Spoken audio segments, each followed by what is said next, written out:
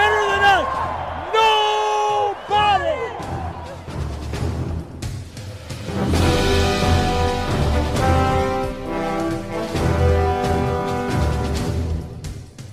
We want to focus on the things that have made us good all year long. An intensity that they can't match. And the other thing is the ultimate disrespect is when somebody takes what's yours. And this is our game, so that makes it personal. Dominate on 3. 1, 2, 3, dominate. I need 60 minutes. 60 minutes of me! You got it. 60 minutes! No business, no mercy!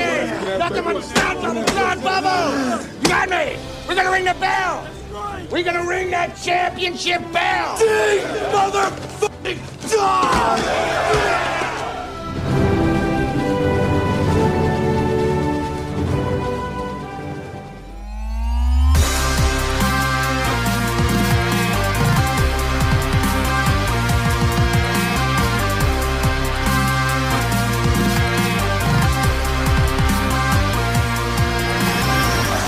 Ball is on Mitch Jeter's leg. Good snap, good hold, kick on its way, and the kick is good! Yes! Mitch Jeter, with 7 seconds left, gives the Irish a lead, 27-24.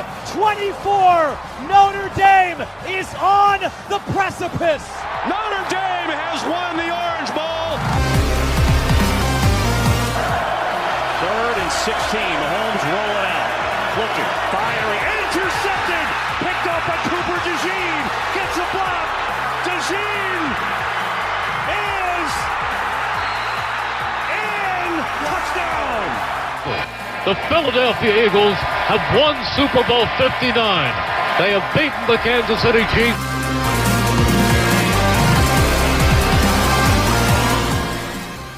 And now, welcome everyone to the Huddle Up Podcast. You are looking live. Hello, everyone. You are looking live. Huddle Up Podcast, December the 30th, 2025. And we'll do it one more time for the year. And then we get ready to turn the calendar page. And I don't know about you, but I'm very happy about that. But make sure you are following along with us live all season and off season long at Huddle Up Podcast on YouTube, Facebook, Blue Sky, TikTok, and Twitter. You can also get us on Instagram at Huddle Up Podcast Inc. You can get us at Huddle Up Inc. on Twitch. You can also go ahead and scan the QR code, top right corner of your screen. That'll take you to our link tree. That'll get you to all of those places I just mentioned and much more, including our merchandise store, which you can see some of those offerings over there on the TeePublic store. I think some sales may be going on. We also have the new Stranger Things design. So for those getting ready for the big finale tomorrow night, like I am, got my tickets from my local theater, ready to go out and see that. Go ahead and hop over there and grab those. Certainly would appreciate the support on that front. So once again, to kick us off to start the show, just me and Sean. EJ may crash into the studio later, not really sure. But Sean, how we doing this week? Well, you know we're doing. Football-wise, we survived. Quite a situation there. I'm also looking forward to the Stranger Things. I'm working my way through 5, 6, and 7 for the second time. There you go. Yeah, I've been doing that. Watched it, read some conspiracy theories, watching it again. So we are there are theories aplenty. I actually went back on a friend's advice and rewatched all of the season finales, and am now working my way back through the. Not a bad plan. Before I started the episodes. season, I heard some notes that there were a couple from season 2 and a couple from season 4 that the directors said, "Hey, these would be good ones." Well, then I got sucked into season 4 and I watched all that. Oh, season 4 is very good. I've been all over the place. I watched a few season 5s, back to season 4. I forgot how good the season 3 finale was. The one with the mall. Oh, the Mind Flare. The Mind Flare and all that. That was really good. Went back and actually rewatched the first episode because I feel like they've been mentioning when it all began a lot. Mm-hmm. And like in the opening scene when the kids, and sorry for nerding out a little bit on this one, but we're nerding, it's fine. But to start off the show, like when they're playing D&D in the basement, and when the guys are getting ready to leave Mikey's house, Will looks at him and he's like, it was a 7. He didn't roll the 14. He's like, it was a 7. The Demogorgon got me. And when he starts riding his bike away, the lights flickered. And I'm like, oh, there was. They told us from the beginning. There's a lot of foreshadowing. That was the thing. So, yeah, a lot of foreshadowing. Very excited to probably have my soul ripped out of me tomorrow. Season 2, he's the one that's the best at Dig Dug. Yep. So, going to be in public at a theater watching it. I will probably be. I saw. Well, someone else I know down here said their AMC's doing it. We'll probably be publicly crying very hard tomorrow. I don't think I'm going to be able to pull that off, but I'll watch it at home. I'll get the feel. There you go. And we'll get through it just like we did the first season when we were locked in our homes. That's all right. Devin says he couldn't get back into it. He does say he hopes that we all had a good Christmas. And it was week after week, he can get back into the Miami Dolphins. Man, well, that's got to be way hard. That's got to be much more difficult than more on that later, Devin. Sticking into a show. Nice work this weekend. Yeah, plenty to talk about. But let's go ahead. That's the bad. Let's talk about the good as we do each and every week.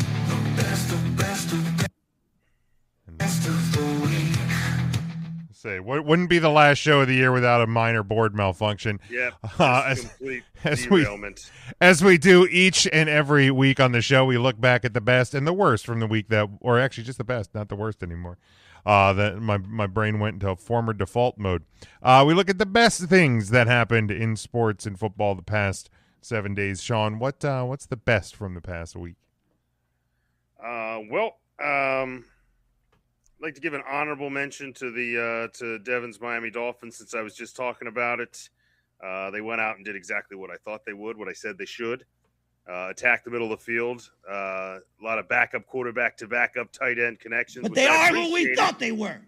Which I appreciated. Got several. Had to start Dulcich in the league, believe it or not. And quite the day out of him. And good on yours. Looks like a little bit of everything that Tua isn't. So maybe it's time to move on from Tua to Threa and move right into the future. But I had to give them an honorable mention.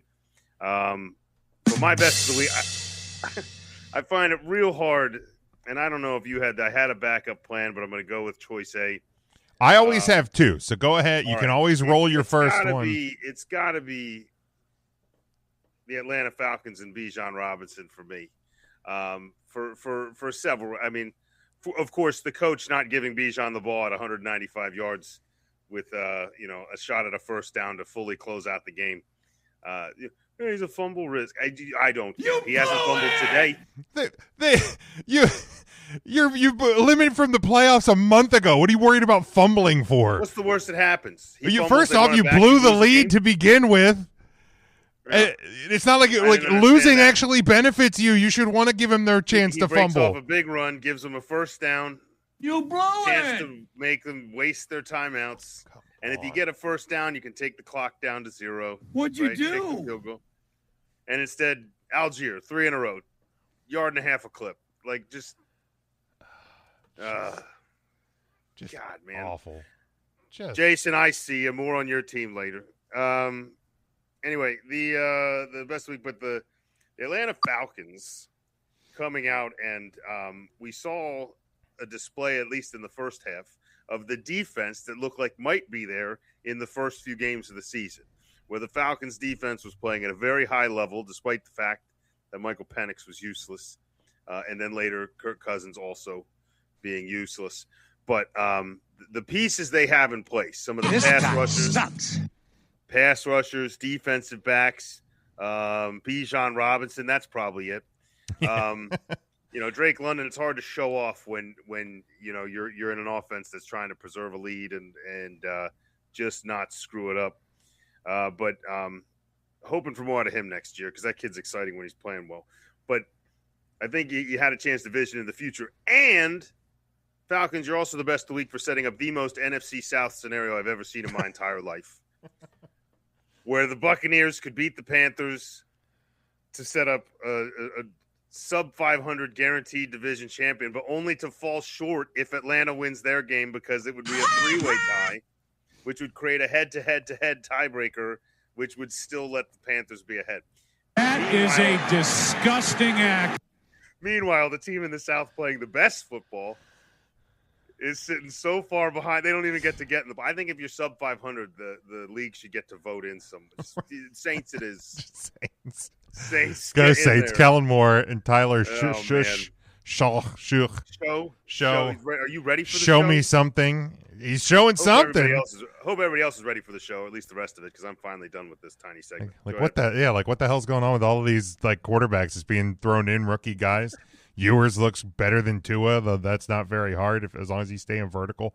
Devin has his best of the week, the Pop-Tart Bowl. Yeah, look, and here's the thing. I want to address some because like a lot of people on like social media are like, oh well, Notre Dame fans like they hate the Pop-Tart Bowl and it's no fun. And I don't think there's any Notre Dame. Well, there's a few. I have seen a few dumbasses on Twitter like that have like besmirched like the fun that is the Pop-Tart Bowl. They're like, oh, Marcus, yeah, besmirched. Okay.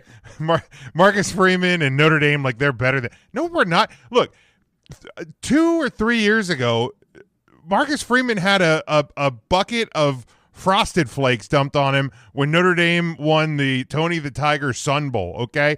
Like, the Pop-Tart Bowl would be a blast any year but this year. This had nothing to with the bowl, who we were playing, who we just added. How the sprinkles look on a gold helmet. I'd be curious how they pull that off. I would wonder how they would do that. Like, I wonder if they would Maybe they could design a sprinkle jersey instead.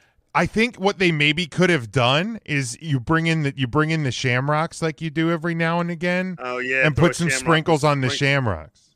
That'd be fun. Yeah, or shamrock sprinkles. Ooh, that would be fun. Well, now I want sprinkles. I do love sprinkles, but like, yeah, like any other year, any of that, like the game Notre Dame's fine with. Like this was first off, you were going to have a ton of guys who were opting out.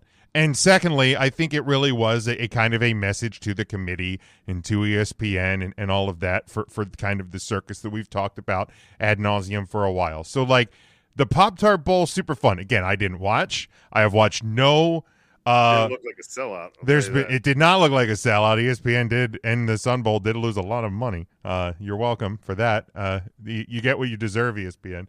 But, like, I didn't watch it. Normally I would have. It's a super fun event. I'm glad for those who are there. I'm glad for our old pal, student of the game, Kyle Nash, for covering it on his world. I think he'll probably be at the Cheez-It Bowl tomorrow, maybe the Cheez-It Citrus Bowl, also down there in Orlando. So, yeah, look, Pop-Tart Bowl, it's everything that's fun about college football and the college football postseason, which can be kind of a useless slog at times, especially when you're not talking about the college football invitational. But I just wanted to put that out there to belabor the segment a little bit longer. But yeah, Devin says totally agree with Notre Dame did. Yeah, see, Devin gets it. Devin's a smart guy.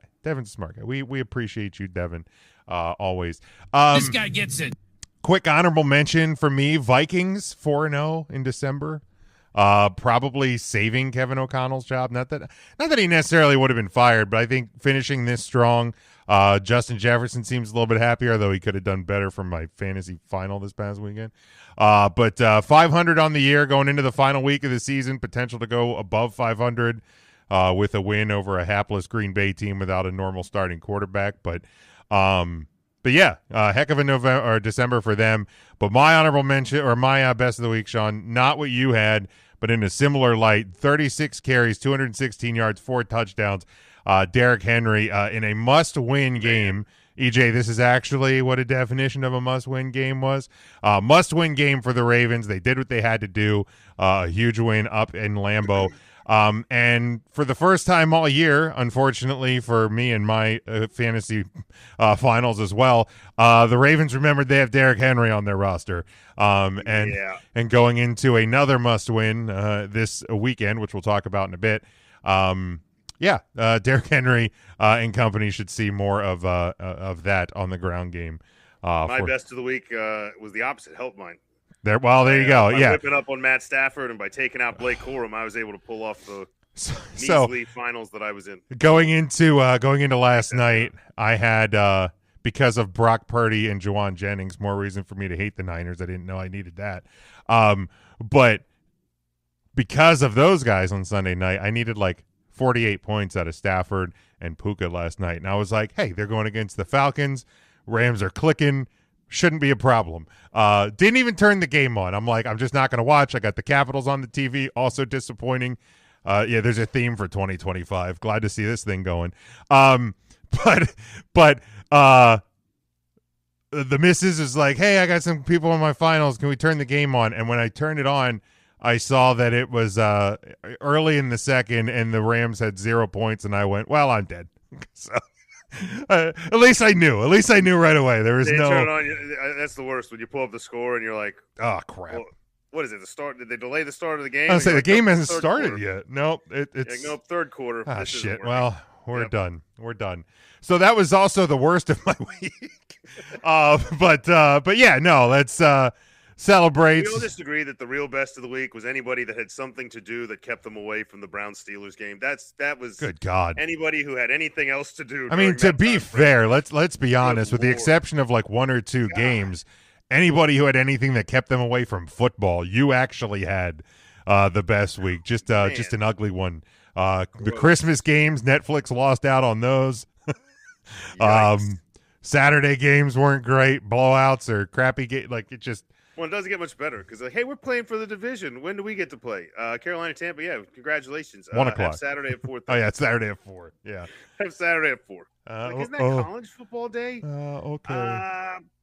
Well, to be fair, college is playing on Wednesday and Thursday this week, so right. The actual college games, they'll be all right. They'll be all right. True that. But speaking of college football, Sean, before we get into the playoff games and stuff like that.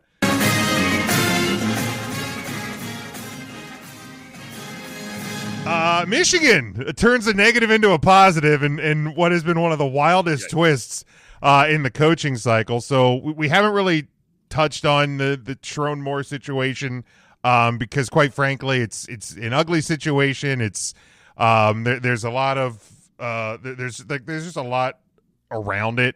So I just kind of stayed away from it a bit. But of course, Sharon Moore fired, discovered to have a affair with a staff member, reportedly his assistant, to the head coach. So he is gone. Was also arrested and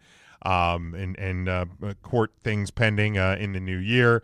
But finishes his career 16-8 as the Michigan head coach, 2 full seasons and 1 bowl game or 1 game as an interim coach in the 2023 season. Won the ReliaQuest Bowl last year to close out the season.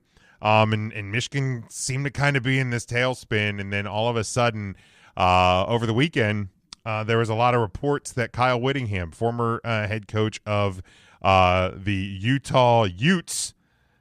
Did you say Utes? Utes. Who had resigned from the program, but had announced that he wasn't retiring, that he was just resigning from the position, was potentially in play, announced as the new head coach in Michigan. It goes 177-88 at Utah over about 22 seasons. Had been in the Sugar Bowl while they were still in the Mountain West Conference, had gone to the Rose Bowl, multiple appearances in the Rose Bowl as the Utes head coach. Utes. In 2021, 2022, made it to the Rose Bowl. So really what went from, and as reports are coming out, there was coaches not even speaking to each other. There was kind of volatile behavior between coaches and just really a chaotic scene, really kind of a miracle that Michigan went 9-3 on the season this year. And now you have what may end up being, and what a lot of analysts are saying is the best hire in this cycle. Really an impressive turn of events for the University of Michigan's program. Yeah, it works out for them. Just kind of one of those situations where kind of waiting it out worked out. You know what I mean? I'm sure they had a long list of candidates that they might have been interested in, and I'm sure he jumped pretty quick to the top once his name was in the ring. So good for them. Good for, and to be honest, good for him. sounds like he's getting out of a situation he didn't want to be a part of, and winds up in a much higher profile, probably higher money situation, and kind of win-win for everybody. Yeah, it's a 5-year deal. So he's 66, so he'll be 71, which some people kind of scoffed at. But I'm like, Nick Saban literally retired at 72 a couple of years ago. Left Alabama. Kurt Signetti just signed a 9-year or 10-year extension with Indiana. He is 63 years old. So, and really, if you look at Kyle Whittingham, dude was doing riding motorcycles and doing arm wrestling with Pat McAfee just a couple of years ago as head coach of Utah. Guy looks to be in much better shape than I'm ever going to be. So, I don't think age is going to be a factor. And really, I think the big thing for Michigan is this. You're a couple days or at that time of hiring about a week away from the transfer portal opening up. A lot of questions of what's going to happen with this program. And you need to bring somebody in to stabilize it. And when you have a coach that won 66% of his games at Utah over a 22-year period, only, let's see here, just a couple of below 500 seasons, just in 2012, 2013, went 5-7 those years. Those were his 2 sub 500 seasons in a 22-year career at Utah, and brings that pedigree, reportedly getting BYU defensive coordinator Jay Hill as his defensive coordinator. So you come in with a 5-year deal, you stabilize the program that was kind of tail spinning, and what we've seen with NIL and the transfer portal, you can rebuild very quickly anymore. And with the resources that Michigan has, I think this is a tremendous hire. And really, when you kind of look at the scope of it, the Big Ten, I think probably got the 2 best candidates that were out there, at least two as like a program changer. Some could argue Lane Kiffin going to LSU is bigger, but you have a guy who's been in the SEC for how long and hasn't won anything. And the heat's going to get hotter in LSU. But for Penn State, they get Matt Campbell, and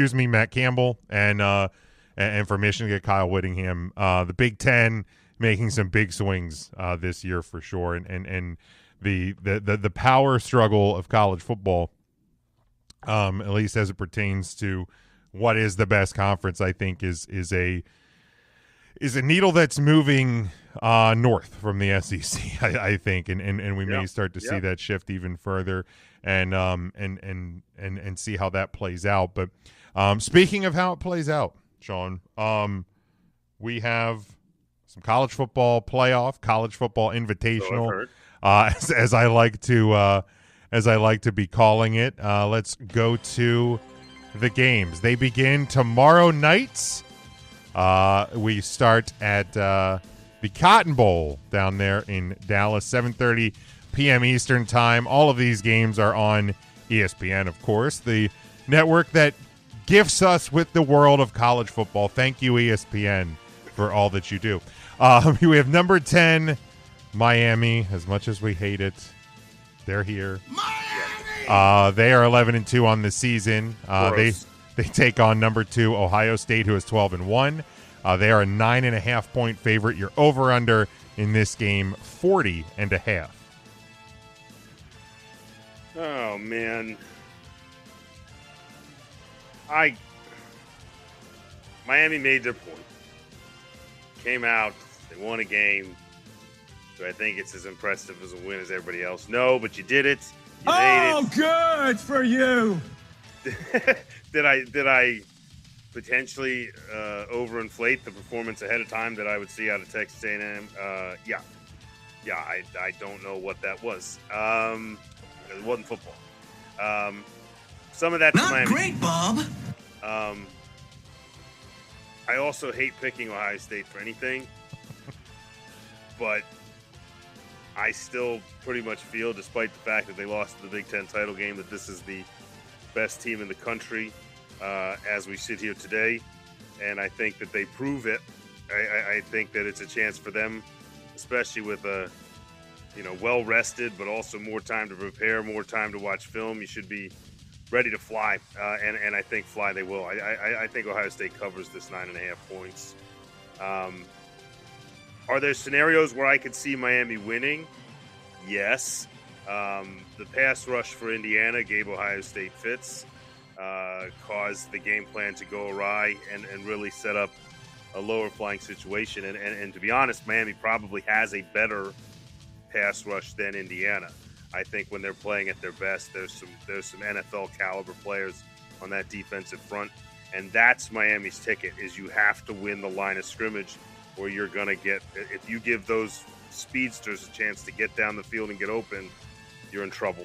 And I think that inevitably will happen, if not right at the beginning of the game as the game goes on. So give me Ohio State and give me the over, but just a smidge. Yeah, I don't think this is going to be a high-scoring game. I think it's enough. I mean, look at the Texas A&M Miami game to tell you this ain't going to be a high-scoring game. If it is a high-scoring game, Miami's in deep trouble because it ain't going to be Miami that's doing the high scoring. Let's be fair. And yeah, look, Indiana certainly kind of gave Ohio State fits, but sadly, if we learned something a year ago, this Ohio State team and the current coaching staff there responds well to a loss. And they did it last year post-Michigan. Unfortunately for us as Notre Dame fans, they carried that all the way to a national championship. So I think you're going to see something similar here. Now, they don't get the benefit of having a home playoff game, but Ohio State is the better team. They're the better team, period. Not discrediting Miami. I don't like them. Great, you proved your point. You beat Texas A&M. Great, good for you. But Ohio State's better, and they're just going to prove that they're better. Even if Miami hangs with them a little bit early on, it's not going to last. Buckeyes to cover. And I'm actually staying under because while Ohio State's going to score, I don't think Miami really does a lot of scoring at all. That offense is not good. Carson Beck is going to do Carson Beck things, and I will take the under. Devin has Ohio State and the under as well. Moving to Thursday, New Year's Day at noon. It is the Orange Bowl, number 5, Oregon. They are 12-1 on the year. They are a 2.5-point favorite against number 4 Texas Tech, who is 12-1. Your over/under in this one is 51.5. Yeah, I think Texas Tech's going to come out firing in this one. I think that offense should be clicking on all cylinders. They're raring to go. Obviously, sitting out the first round, so they're pretty excited. Oregon, however, got to barely break a sweat and just have a good time and remember what football feels like when it's going well, and it's going well. I think the timing is there. I think the run game is there. I think the offense looks balanced. I think the defense looks good. Now, I'm basing that off more than just a win against James Madison, mind you. I'm not just being like, wow, they really look good against that handful of high school kids. No, look, I'm also doing this because I'm setting up my Final Four that I want and the nation deserves and the SEC deserves and college football deserves. Give me Oregon to cover. I mean, 2.5 feels like that's almost a pick 'em. I'll take the cover there because I think Oregon's going to win this game. And at 51.5, I think this one's going to be a little more fun.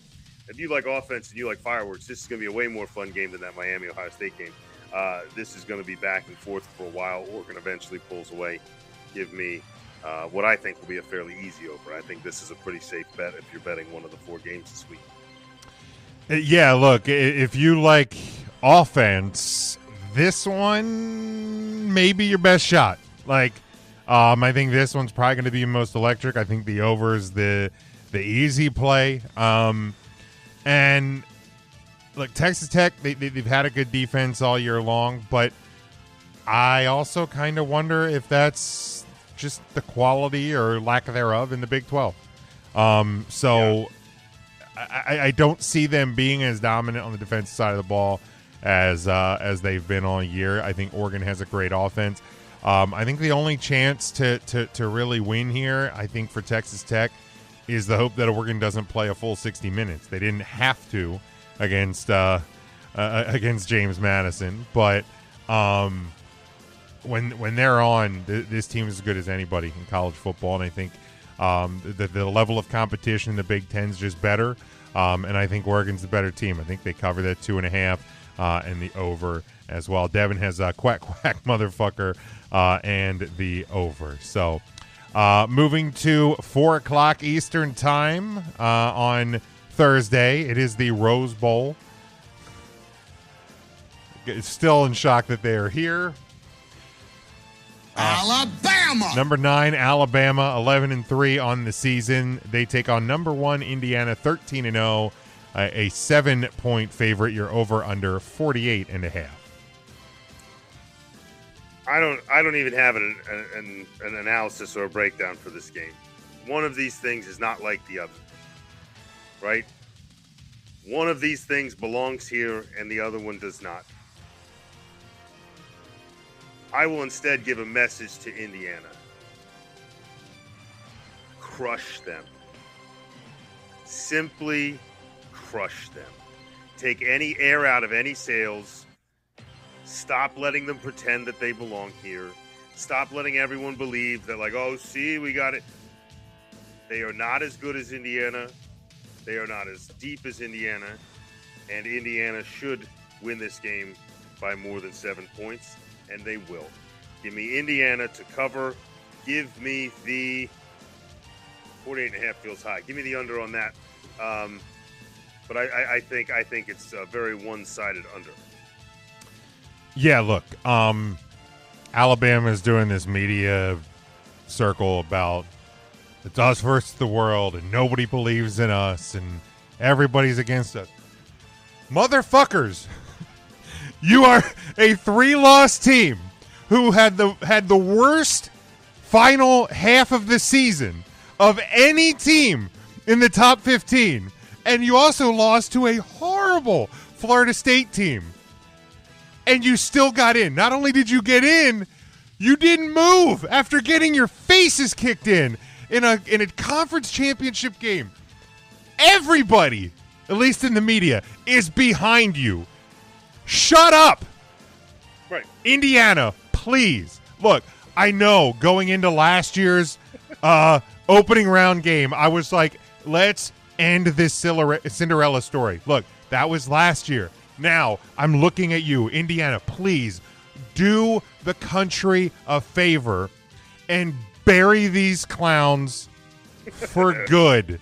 I'm done hearing about the Crimson Tide. I'm done hearing about, well, we earned bullshit. Indiana, cover, over, bury these clowns.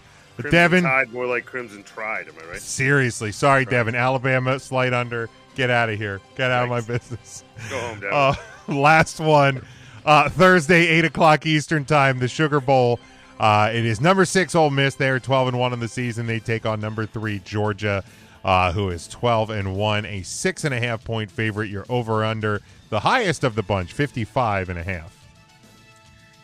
Yeah, I've already picked my Big Ten. So we got those three, and this one I can't freaking avoid it. So we're gonna have to actually pick this one. I would like nothing more at this point, with Lane Kiffin out and leaving things alone, to watch Ole Miss come in here and dismantle Georgia and just go to the Final Four without Lane Kiffin. This would be like the feel-good Cinderella. Like if Ole Miss. If an SEC team wants to win the national championship, this is the one. This would be the one. The one team that just fought their asses off all year, lost their coach, and then is kind of left out to dry, like some redheaded stepchild of the SEC. Like just, oh no, Jordan, we got to get them all in there because our top guys can't. No, I would absolutely love it. Do I think it's going to happen? Absolutely not. I think Georgia, much like your Ohio State pick, I think Georgia is the better team. I think Georgia is the deeper team. I think Georgia's just bred for this type of environment, and Ole Miss is kind of in, strange territory for them, especially with a coach that's in strange territory already. So, give me the seasoned vets. Give me the Georgia Bulldogs. I think 6.5 personally feels small, which maybe is a good thing for Ole Miss fans. Maybe that's a sign of things to come. Maybe. I also don't think this gets anywhere near 55.5. This is another under for me. I don't. They're expecting some kind of shootout. I don't think either of these teams has a slouch enough defense to let that happen. I think this one stays under. No, I mean, look at last year when Notre Dame and Georgia in the same game.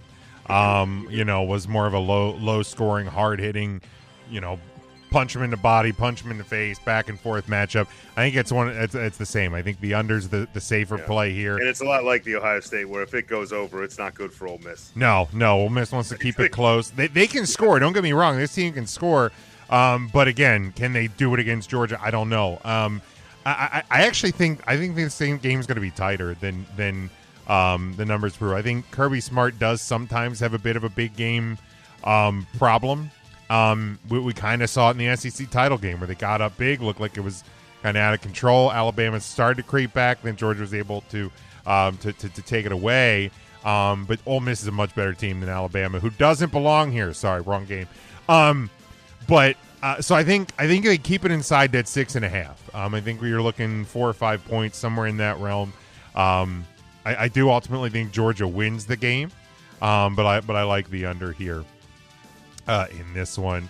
And you can see the bracket if you're on the video side. Yeah, obviously the teams on the far left in gray, they are no longer with us for the year. Devin trying to put the old hex on Alabama with the pick. I like that.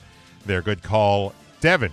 But yes, that's where we're going to leave the round 2, the quarterfinal round of the college football invitational. So that is we will see that New Year's Eve, New Year's Day on the network that graces us with the college football playoff. So moving on here, Sean. NFL playoff picture, I think, as we take a look at it on the screen, for the most part, the right side, I think, is pretty similar to where we were at last week. Seahawks, the 1 seed, Bears 2, Eagles 3, and currently the Panthers are 4. Panthers, the only team in the NFC who have not clinched. The rest of the teams have punched their ticket. Some seeding still to go. Plenty. The 49ers, currently the 5 seed, Rams, the 6 seed, Packers, the 7 seed. So since the matchups are basically what we saw a week ago, is there a team from last week to this week that you're more confident in on this side of the bracket and or less confident in on this side of the bracket? Are we on the NFC or the AFC? NFC? NFC.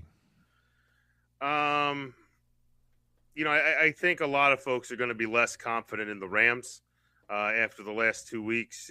Kind of a bit of a stumbling block here. Let's not forget that Devontae Adams isn't playing. Let's not forget that that these last 2 games, for the most part, don't really matter. And when you find yourself in a heap of trouble, you're not working quite as hard to get yourself out. And they still almost got out of the Falcons one. So, I wouldn't panic on them. I think the biggest shift for me was one that I hinted at last week, where I said, show me something, right? Like show me something that you belong here. And there'll be a little more on this in the next segment, obviously. But the San Francisco 49ers are offensively, anyway, playing at a very high level and being able to do that against a defense the caliber of the Bears. Now, I know the Bears aren't. They might barely be in the top 3 in the NFC. No, they're probably not. They're probably sitting somewhere in the 4 or 5 range, but that's okay. So they're still a playoff team that's relying on their defense, and to go out and get into a shootout with them and win, I think for the NFC teams, that was the one that stood out to me as like, okay, you made your point. Now I'm in. So congrats to the 49ers on their win, but that would be my vote. Yeah, I think I'm probably with you. I think showing what they showed this week, because I was very vocal, and I still will be, that I don't fully believe in the 49ers as a Super Bowl contender. But they certainly looked more the part this week, at least on the offensive side of the ball. Let's not forget they gave up 38 points. It's a lot of points. And the problem for them is the issues on the defensive side of the ball are not getting fixed anytime soon. For them, they're not getting fixed this year. So that may end up being their undoing. But certainly from last week to this week, I'd be lying if I said they didn't make the biggest jump in confidence in where they are. And the fact that they could go from the 5 seed to the 1 seed, that you have to kind of and like they hammered home about a bajillion times on the broadcast on Sunday night. They may never have to leave their home stadium if they can catch that home field. So certainly they're the ones I have the most confidence in. The Bears are the ones that it slipped a little bit. I'd not necessarily say the least confident. Least confident would be the Panthers or whoever wins the South. But I have less confidence in the Bears than I did because this was a big opportunity, and you've been doing tremendous things on offense. Again, you put up 38 points, but you gave up 40 plus. So that's got to be a little concerning, especially when it's one of the better opponents you've played in a while. So that would be a little bit concerning there. I do really hope that the matchup is Bears-Packers right away. Let's find out if the Bears are for real, and if there are, we don't have to deal with Green Bay anymore. So bye. Let's just move on from that. But that'd be a fun one. Yeah, I mean, unfortunately, the first round matchups as they look right now, the only one that's really bad would be the South winner versus the Niner. That feels like an absolute trouncing. Also, don't get me wrong. If the Packers stay at 7 and the Eagles want to jump the Bears and play them, I would also be fine with that as well. I would be perfectly fine. Yeah, I'd be confident if I were you. Yeah, I'd be fine with that. All right, let's look over the AFC side. Denver is still leading the pack. I think they, with a win on Sunday, they would lock in that number 1 seed. I think that's still in play. Patriots at the 2 seed, Jaguars 3 seed, and currently the Steelers are your 4 seed. Your wild card teams are Texans, Chargers, and Bills. Now there was a little movement here. Chargers slipping to the 3-6 matchup. Texans leaping up into that 4 or 5, and man, for the Chargers and everybody, because the Bills dropped to 7, Chargers moved to 6, Texans moved to 5. The Texans moving from the potential matchup against the Patriots to a matchup against that North winner. Tremendous move for them.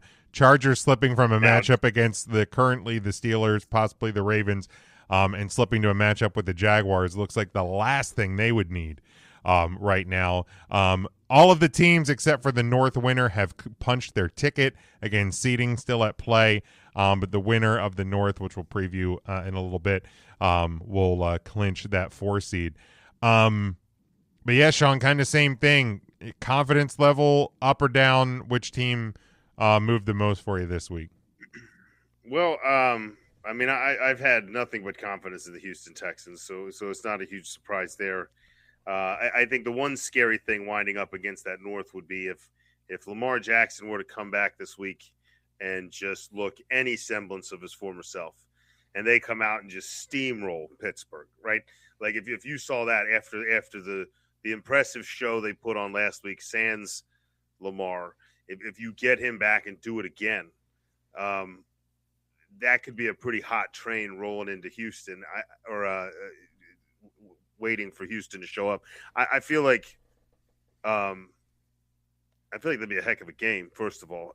But obviously, if I'm Houston, I'm a big Steelers fan this weekend. Sure. Like if I'm going to win my games, it's just keep Pittsburgh right there. Jacksonville strengthened my confidence in them. The Chargers are back to willy-nilly. I just every time I build up some sort of like, wow, the Chargers are here. They do something, and it's just I just lose confidence. What'd you do? Yeah, I don't. I don't think. They didn't look good, and you're not really going to get to see if it's better because they have announced they're sitting Justin Herbert. Yeah, and possibly even some others, which honestly, right sets now, up a really I don't want to say a walk-in for Denver to the 1 seed by any means, but presumably that will make that the Denver Broncos. I mean, not a lot of confidence in Trey Lance against the number 1 team in the AFC. Don't get me wrong. I think the fact that it is Trey Lance and it's a guy that has been trying to prove himself and now is going to get the chance to start. It's a rough spot start. I'm not going to lie to you. Right. But it'd be a fun story if Trey Lance did it. Sure did. Sure. What I mean, look what Willis is doing there in Green Bay, earning himself a paycheck next year. For the Chargers, like that's the one that they're I feel like they're on the shakiest ground, maybe the Bills. The Bills, I mean, the Bills ran into a real great defense and real bad weather. Yeah. And I mean, I think that weather played a lot into that game. More like people were trying to hang things on the Eagles. They're trying to hang things on Josh Allen. And I'm like, you play in that. Well, I mean, the good news is that playing in New England in January will be much better weather for Buffalo. Correct. But no, the Bills are going to live and die by Josh Allen. We know that. I think that the worrisome part for the Chargers is just it's the mounting injuries. I think at full strength we saw earlier this year, they're as good as anybody in football. But the injuries are mounting. I do think the smart play is to sit anybody who has any question mark about any injury under the stars. Right. Literally just bench them. I woke up and my townnail was cracked. Sit down. You're out. Yeah, just nothing that could get hurt worse. If somebody you breathe and you feel that little crackle in your chest on Sunday when you're playing, get them out. Don't risk anything because you've already punched your ticket. So whether it's against the Jaguars, whether it's against the Ravens, whether it falls back and you do end up playing the Patriots, I don't even know if that's a possibility, but you're in the dance. Don't make your situation worse than it already is. So, and the other thing is some of these teams with things to play for is if you find yourself in a hole, right? Mm-hmm. Don't hurt yourself trying to claw out of it. And I almost was kind of baffled by what the Rams did last night. I mean, I get you came back, you made it within a score, that was great. But now there's a lot of talk that McVay doesn't want to play starters, kind of like the Chargers. Right. And I don't want guys to get hurt. And I'm like, then when you drop down by 3 touchdowns, why'd you keep playing those guys? Why is Stafford still in there? Right. You have a guy whose arm has literally fallen out of socket. Get, a win is a win and seeding, but he told us now he doesn't care about seeding. And right. I think sometimes, I mean, obviously Harbaugh doesn't seem to at this point. So, right. Yeah, some of these teams, that would be my advice is if you come out dead and by halftime you're like, man, this is going to take a miracle, then don't try for the miracle, right? Right. Especially now, if you're the Panthers or the Steelers, you got to try, right? Because you lose, you go home. Right. There's no tomorrow. There's no tomorrow for them. But for these other teams that are locked in, be like, well, guess the 2's not happening. Maybe it's 3, maybe it's 5. Right. Just survive then and try to fix it for the following week. Yeah, I get the 4 or 5 matchup looks a lot nicer, but in the same time, if you're Jim Harbaugh, as good as the Jaguars have been, and I think they're as dangerous as any team in football, at least in the AFC right now, but you have a guy who's never coached in the postseason. Jim Harbaugh's been to the Super Bowl. You know what I mean? Jim Harbaugh has spent more time in major football probably than Liam Cohen's been alive. So, it really, it's, and I don't know how old Liam Cohen is, so don't tweet me, I don't care. But Harbaugh's been around a lot longer, and he's been there. He's been in national title games. He's been in playoffs. He's been through the NFL playoffs. So, you have a little bit of advantage there from a mental aspect. So yeah, I absolutely agree. Do not risk things for the sake of a single game or a single moment trying to come back, because that's going to end up costing you potentially more than anything else. But All right, Sean, we close up the playoff picture, and when we're back here next week, we'll be literally talking about the real playoff lineup and roundup. Very exciting. And all of that as we get ready for the final week of the NFL season. This upcoming weekend, not just Sunday. We have 2 Saturday games because that's what everybody wants. Is 2 Saturday games, and we start 4:30 Eastern Time, ABC and ESPN. The battle for the NFC South. Who wants it less? The Panthers, they are 8-8. They travel to Tampa Bay. Just a crumbling mass. The foundation built on paper plates in a wet climate. It's been brutal. 7-9 now. The Tampa Bay Buccaneers, potentially a division winner with a losing record. 2.5-point home favorite though for Tampa. Over under 44. Man, what a sad state of affairs. This is so nonsense. Because I kind of want to pitch it as like, what do I want to happen? What do I think will happen? Thing sucks. Because here's the thing, like what for the humor side of me and the make fun of the South side of me and everything else, I would love to see the Buccaneers win and watch them tie a sub 500 Panther team only to not make the playoffs anyway. That would be a dream. But at the same time, I also despise teams under 500 playing for a championship.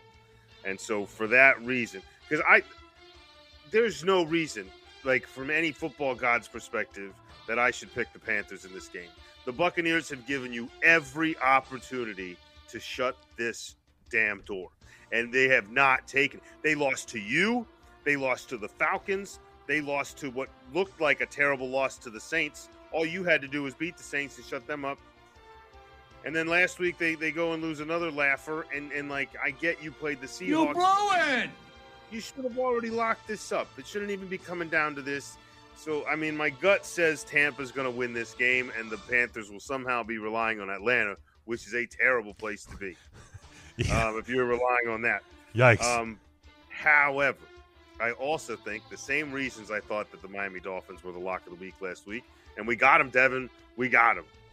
But I'm going to take the Panthers for the same reasons. I think they throw well over the middle of the field. I think when they can actually remember they have 2 good running backs, can run well up the middle. And I think some of their strengths are what the Buccaneers can't stop. And as soon as the Buccaneers panic, then you have guys like Ted McMillan that can go over the top and get it. Give me the Panthers to continue the embarrassing run for the Tampa Bay Buccaneers. Get me a winning record into the postseason. For the love of Christ. And 44, I mean, your guess is as good as mine, Jim. Push. Exactly 44. Exactly points. 44. Game. 23-21 final. You heard it here. Throw a couple dollars on that. See if Vegas will let you. There you go. Give it a shot. Yeah, man, looking over these 2 teams and the 2 schedules, I would lean under. Tampa had their bye week in week 9. The only team they've beaten since then is the Arizona Cardinals. They're good. The Cardinals, whose only win in their last 10 games was against the Dallas Cowboys. Oh, you meant the Arizona Wildcats. They're pretty good. Yeah, better than the Cardinals. Probably. So they've lost 7 of their last 8. Like, it's just they've been wearing pickles the whole time. I feel like there was a point this year, wins over Houston, Seattle, San Francisco. We were talking MVP for Baker Mayfield. Well, people were, yes. Some people were. And there was a valid argument for it. He looked great. And then the bye week happened. I've actually heard the Buccaneers have submitted an application for no bye week next year. We'll take it week 18. Just give us, just give us week 1 bye week. Let us play the winner of the UFL in our bye week. Carolina, not a ton of tremendous wins, but since week 9, they've beaten Green Bay, they've beaten the Rams, they've beaten these Bucs. Neither team is good, but when I just look at the trends, I feel like you look at the Buccaneers and you look at a team that is ready to move on from their head coach. Like, it just looks like the other week. I remember seeing this clip of they're down. I think it might have been in the Panthers game, and the only person that looked like he cared was Mike Evans, and just the sideline. Mike Evans ready to be on the field. Like, the sideline looked dead. The coaching staff looked uninspired. Like, this team is just failing on life support. And for that reason, I go Panthers. I think they are right now just the better team, and I think the Bucs, they know who they are at this point, and they've accepted their fate. So yeah, give me Panthers and the under. I'll try and make the rest of these a little bit quicker, but I feel like we had to vent about how bad this situation is. It's just awful. Just one follow-up question quickly. Like, obviously, we've talked about which team we think is going to win the game. Looking at that bracket we just had up there, which of these teams do you think is more formidable as a playoff adversary? I mean, Tampa has the better roster. That's true. Like, they are the better team on paper, but Carolina, they look more. Carolina has the better resume. They have the better resume. They look to just be more inspired on both sides of the ball. So, like, right now, if you're going to have a team that's going to play spoiler, I give it to the Panthers. I give it to the Panthers. All right, I'm right with you. Cool. All right, Devin has the Panthers and the under. Then we move Saturday night, 8 p.m. on ABC and ESPN, 8 p.m. Eastern. It is the battle for not only the NFC West, but the number one seed in the NFC playoffs. It is the 11-4 Seattle Seahawks. They are a 1.5-point road favorite at the 12-4. Well, I guess the Seahawks would be 12-4. Sorry, that was on me. I entered it wrong on my sheet. 12-4 versus 12-4. 49ers are 12-4 at home.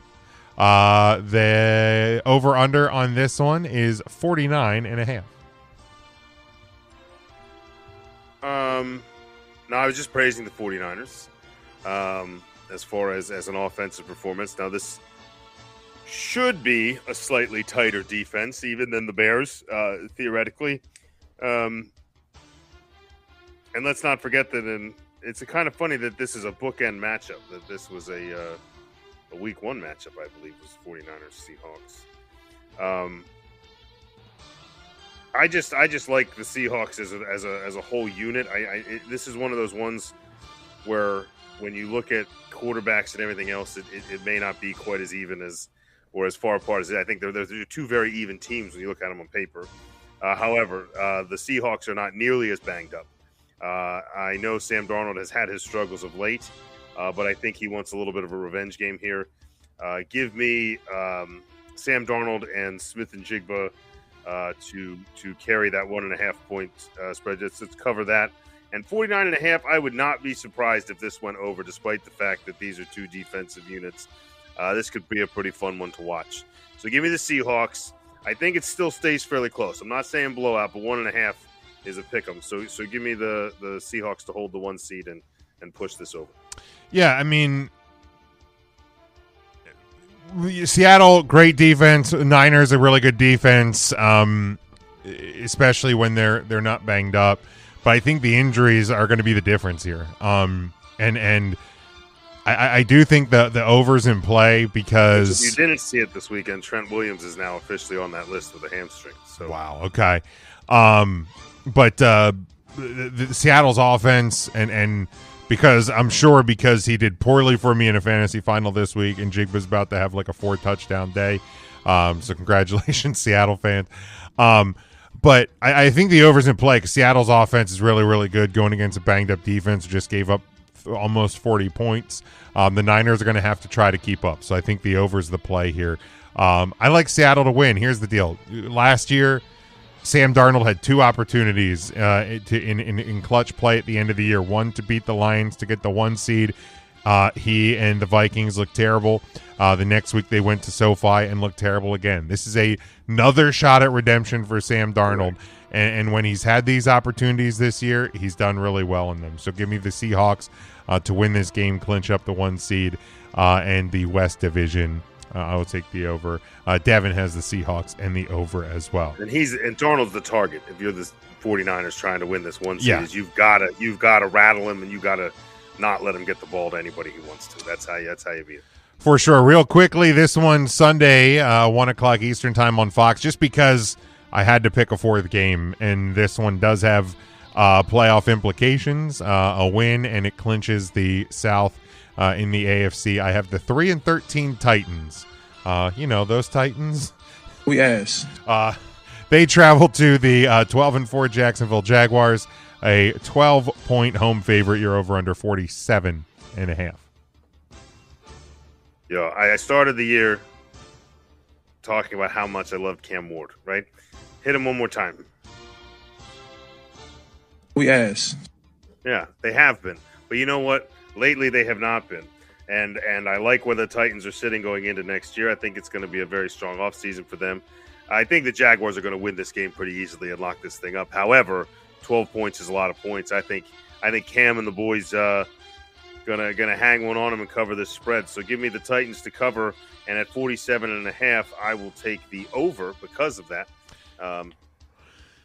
Tighten up. Yeah, I think there's going to be a lot of points here, and I'm with you. Like, look, there's going to come a point in this game, 3rd quarter, early 4th quarter, Jacksonville's going to be way ahead, and they're going to go, you know what? We got this. Division's locked up. They're gonna pull guys off the field and protect them for next week. That's going to give a backdoor cover chance for the Titans. So I'm definitely taking the Titans to cover the 12. Jacksonville does win the game easily, and I will take the over as well. Devin has Jacksonville the under. He thinks Tennessee's just going to get out of this one.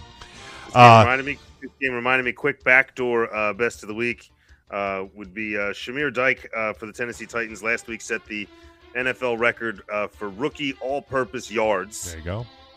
In the history of the NFL, so congrats to him, and good luck this week. There you go. Last one, Sunday night at 8:20 Eastern time on NBC. It's the 8-8 Ravens. They are a 3.5-point road favorite at 9-7 Pittsburgh. You're over/under on this one, 41.5. Battle for the AFC North, or as a friend of mine posted, the battle of the actual loser is the one who doesn't get to fire their coach for winning. All right, here's the deal. We don't, at this point on Tuesday, know which quarterback we're going to see playing for the Baltimore Ravens. Correct. Right? Having said that, give me Baltimore. Either way. I don't care who you play, right? You done messed up, Aaron! The Steelers stink, dude. And DK Metcalf probably threw this season away for them in the last Thing 2 games. sucks! Yeah. This may go down as one. If they miss Stupid the playoffs idiot! and they look as poor offensively as they did last week, DK Metcalf is going to be a very unpopular person in the city of Pittsburgh. Good thing you got rid of that problem kid Pickens. All right, anyway.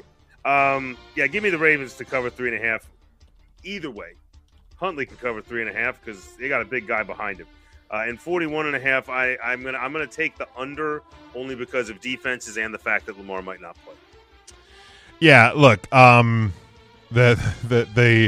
bad news for the Steelers, DK Metcalf has 4 more years on that deal. God. So if he's the reason that you're not going to the playoffs this year, you dumbass. He ain't going anywhere. And great PR if you try to move him. Yeah, look, Steelers stink. We've said it all year. I don't care the fact they got above 500. They got here because the rest of the division's been bad. But the biggest problem for the Steelers is they're probably still without TJ Watt. The rest of that defense is a shell of what it used to be. And the Baltimore Ravens remembered that they have arguably the best running back in football right now. So it's going to be a lot of Derrick Henry. It's going to be a lot of points for Baltimore. and it's going to be a lot of playoff exit for the Pittsburgh Steelers. Give me Ravens to win and to cover. I will take the under because the dying breath of Aaron Rodgers' career is going to be with very little points on his side of the ball, and I'm gonna be so happy to watch this happen. I will have a Ravens hat ready. Maybe I'll go buy a purple shirt this weekend. Go Ravens. We're a Harbaugh house. I don't know what to tell you. Devin has the Ravens and the under as well. So the NFL limping to the end of the regular season, and we are in a way as well. So, but that is where we close the book on the predictions for week number 18 in the NFL season. And now, Sean, we will look at the top 10, the bottom 5, our power rankings as we go into the final week of the regular season. Last time we do the full list. Next week we just start looking at where we think teams are on the playoff side. But, Sean, give us your bottom 5 this week, please. Bottom 5, we have a new addition at number 28, the Washington Commanders, who are awful. Giants, Cardinals, Jets, and the Raiders at number 32. All right, looking over at EJ, 28 to 32, Cardinals, Titans, Giants, Jets, and Raiders. Mike has Browns, Chiefs, Commanders, Jets, and Raiders. And for me, I have Commanders, Cardinals, Giants, Jets, and Raiders. Similar boat for here. All season we talked about how like you have about 7 teams that belong in the bottom 5. That's expanded to about 8 or 9.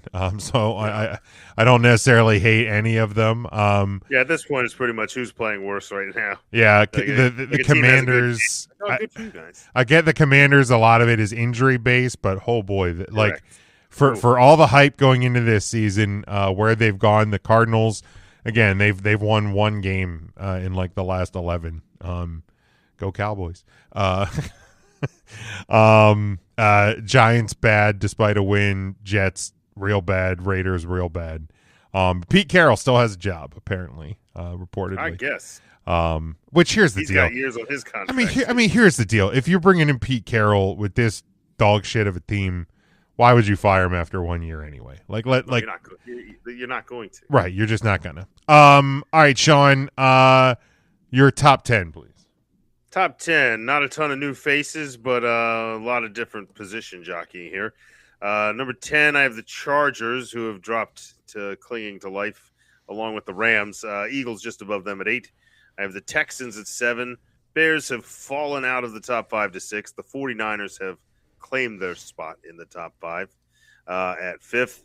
Then it closed out with my usual top 4, but a very different order. Broncos 4, Patriots 3, Seahawks 2. And your new number 1 on my top 10, the Jacksonville Jaguars. Wow, okay. I thought I was going to have them as the highest, but I do not. EJ finally has the Bears in at 10, moving up after the loss. Okay. 10 Bears, Chargers, Jaguars, Niners, Texans, his top 5, Eagles, Broncos, Rams, Patriots, and Seahawks. For Mike, starting at 10 and going up, Eagles, Chargers, Rams, Bears, Texans. Your top 5 for Mike, Jaguars, 49ers, Broncos, Patriots, and Seahawks. For me, my Chargers still clinging on at number 10. Then Texans, 49ers find their way in. There you go, Jason.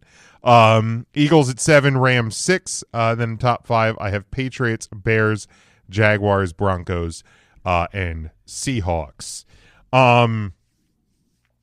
Yeah, so the Bills, I guess, moved out of EJ's. I think that's what brought the Bears in, which I've been asking him to get the Bears in there. It's just kind of funny to see them finally crack the top 10 after a loss, although, again, scoring 38 points.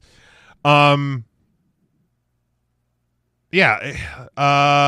makes more sense than it has in weeks. Sure. There's still some questions, but so for you, the Niners with the biggest swing, because you didn't have them on your list a week ago, all the way up. I implied that they probably should have been 10th, right? But I had the Saints in to give them credit for a hot streak. Which is fair. Don't hate it. So they make your biggest move up to 5. Is that just? I mean, because they beat the team you had at number 1, so they have to move. I mean, I've given a lot of teams a lot of space here, based on record, as you know, for the most part, and then I kind of jockey based on, you know, what you're showing me. Now it's not always completely record based, but you know, I've had issues with the Patriots and their schedule. Mm-hmm. But there's only so much you can do now with a game to go, and I challenged the 49ers sitting at 10. And I challenged them to show me that you can beat one of these top-tier teams, at least here in the second half of the season. And they did. I don't – again, defensively, I don't know if that makes it less convincing, but they did it. They have bested the Bears, and they have no reason being behind them as far as I'm concerned. Yeah. Look, they've certainly been the Patriots they've had some questions, but for the Niners, you know, there's been questions all year. I said if they'd win, they'd get in, and I got them there. And I'm actually confident where I have them. I have them the lowest. I think surprisingly, EJ only has them at 7. Like, right, I would expect him to be a little higher, maybe. Like when we play the like who do you trust game. You know, he's been one of the guys that's probably overinflated the Niners at times, not anywhere near what he does with the Chiefs.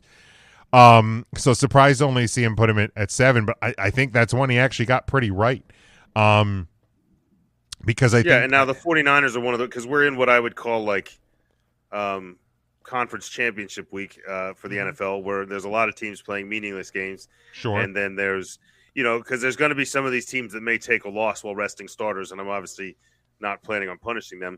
But if you're in a game that matters and you're on this list, for the most part, it shouldn't hurt you if it's a good show.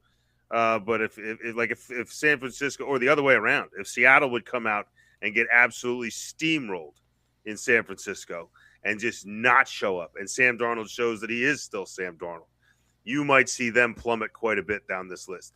I doubt anyone's going to fall off. I don't even know if any teams are actually trying that could fall off.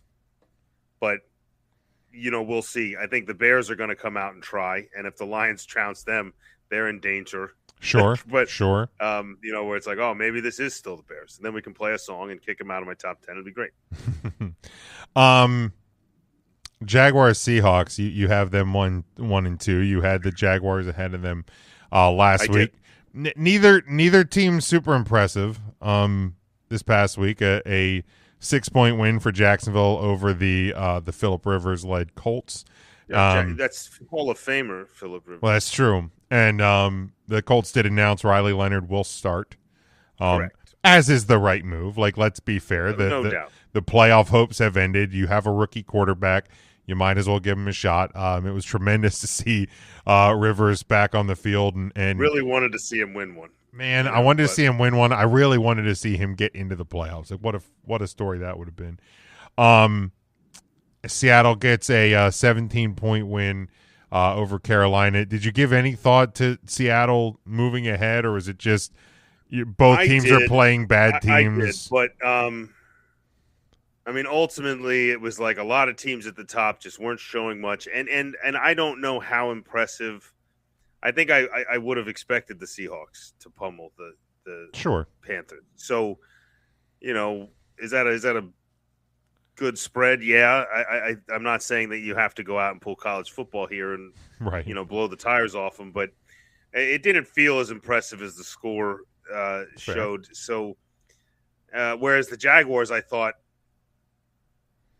you know, while the score was close, they were in a game where, you know, as a team trying to close out your division, we're in a division game with a team that did start off the year quite hot, and you fell down 10 points early. And instead of what normally happens with the Jacksonville Jaguars or teams that are like pretending to be a contender, they panic and it gets worse, and you start digging a hole, and it's terrible. The Jaguars did not. They did what I would expect a top-tier team to do. They stuck to the game plan. They righted the ship. Trevor Lawrence looked poised. He looked ready to play. And when no one was there to, like, help him, he was doing it himself. And I thought that both the coaching and Trevor Lawrence looked very poised and looked like a top contender this week, despite the fact the score may not have. So I didn't see any reason to really push them down. All right, very good. Any questions, thoughts otherwise? No, I'm sure I could pick apart EJ's. I'm very good at picking him apart, but I don't have to do that. I guess easy. On yours for me. I don't get bring the head cold, but pretty much what it looks like. Ours are fairly close. I think you still have the Rams fairly high here. Is this a don't panic? Well, I mean, obviously, I could ask the same question to EJ if he were here at 3. Yeah, well, yeah, His he's number 3 team just lost to the Falcons. Yeah, that. I mean, to be fair, he had them at 1 last week, incorrectly, but he had them at 1, so at least he punished them this week. Yeah, for me, I wanted to put them a little bit lower. I still think they're better than the Niners, and I get it was also weather related, but I mean, the Eagles had 8 yards in the second half on Sunday. Like, they didn't. 16. Sorry, I shorted them that other 8. 0 passing. 0 passing. That's what it was. Now defensively, they obviously stymied a really good offense, but I didn't feel over inspired by them. I'd probably still pick the Rams to win if they played this weekend.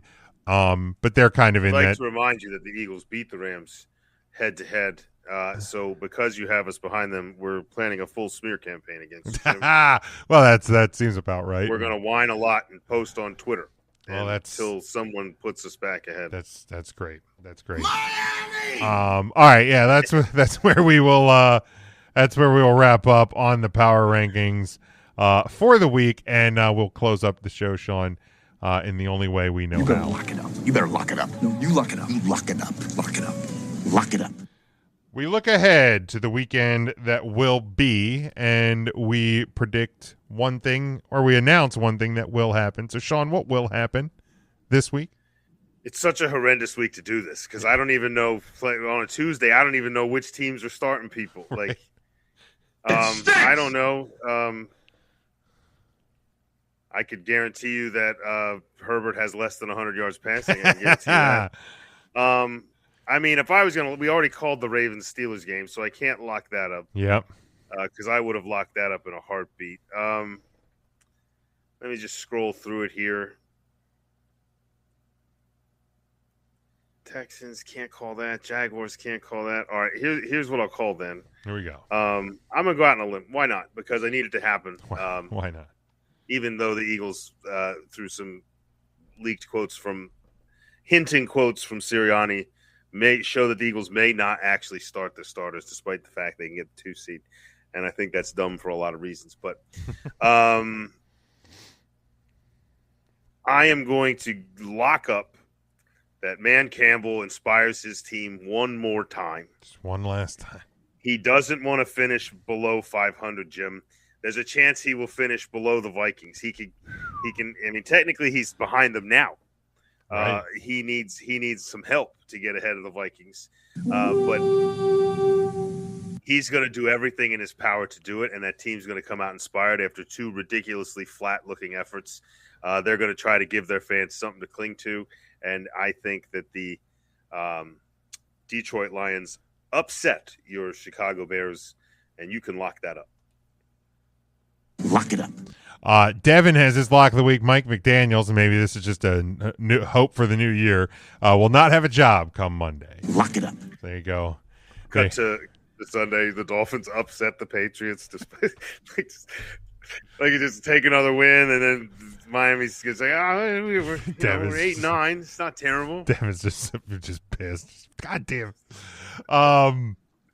Look, I'm gonna go. I'm going full Marge. Full homer on this one. Tomorrow, 3 p.m. Eastern time.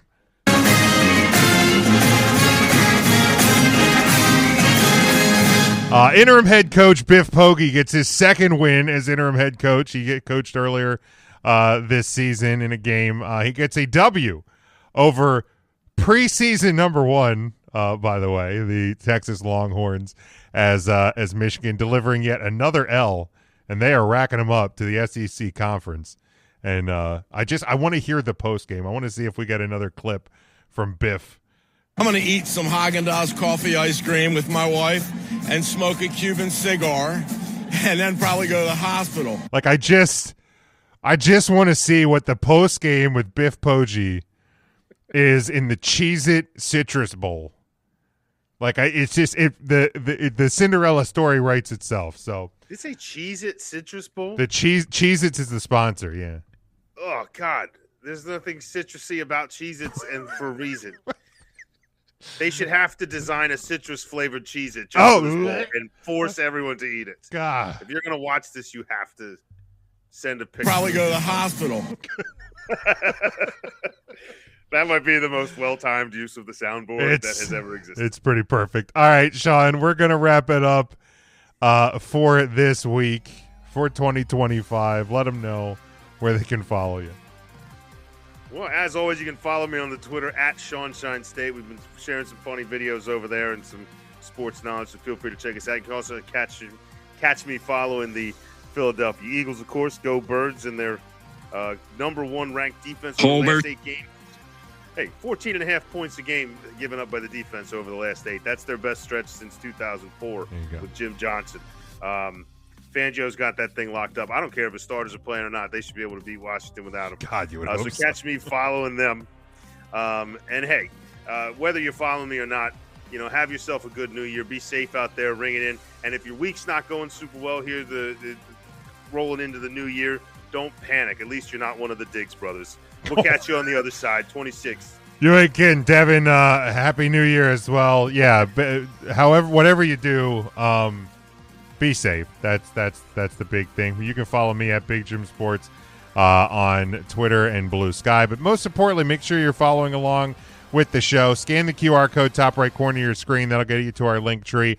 Everything Huddle Up related is there. YouTube, merchandise, all the social channels, podcast feeds, everything is there. We're on all podcast platforms. Really, the YouTube is such a great place. All of our shows go there. We have our clips, all of that, all in one place. Tons of interaction over on that page, so appreciate all the support there. Grab some merchandise for the new year. Maybe you're starting off going to the gym, want to lose some weight, got to get some new gear. Grab it from our TeePublic store. Give something back to your favorite podcasters. But yeah, thank you for another great year.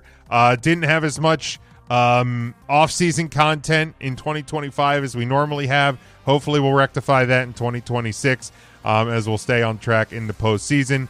But I thank you for your support all the time. We love everything. We would not be here if not for the listeners, so certainly do appreciate you.